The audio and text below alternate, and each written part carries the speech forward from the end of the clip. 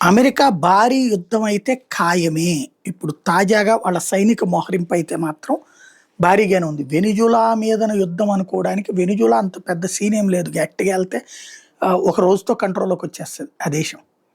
కాపోతే అక్కడున్న సహజ వనరుల మీదకి వెళ్ళినప్పుడు ఇక చివరికి ఇప్పుడు ఎట్లయితే ఇరాక్‌లో, ఇరాన్‌లో తీవ్రవాదుల్లాగా ఆఫ్ఘనిస్తాన్‌లో తయారయ్యారో అట్లాంటి అటాక్స్ ఉండొచ్చు. బట్ దానికోసం ఏమన్నా ప్రిపేర్ చేస్తున్నారా? అదే అంటే ఒక దేశాన్ని ఆక్రమించుకునే కుట్ర జరుగుతుందా? గతంలో ఇరాక్‌ని అట్లాగే ఆక్రమించుకొని అక్కడ పాలకులను పెట్టి, ఆఫ్ఘనిస్తాన్ అట్లాగే ఆక్రమించి అక్కడ పాలకులను పెట్టి వాళ్ళ చెప్పు చేతల్లో పెట్టుకున్నారు. ఇప్పుడు వెనిజులా కూడా అట్లాగే తన చెప్పు చేతల్లో ఉండే ప్రభుత్వం కోసం యుద్ధం చేయబోతుందా?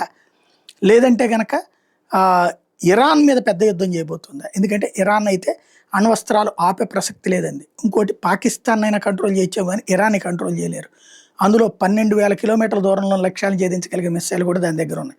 రాడార్‌లకు కూడా దొరకకుండా సక్సెస్ అవుతాయి అనడానికి సాక్ష్యం ఇజ్రాయెల్‌లో అది చేసి చూపించింది. ఐరన్ డోమ్‌ని కూడా దాటొచ్చినాయి ఇరాన్‌కి సంబంధించినటువంటి ఆయుధాలు. ఈ నేపథ్యంలో సీరియస్‌గా యుద్ధం ఎందుకు చేయబోతోంది? ఎవరి మీద చేయబోతోంది అమెరికా అన్నది మాత్రం చర్చ జరుగుతోంది.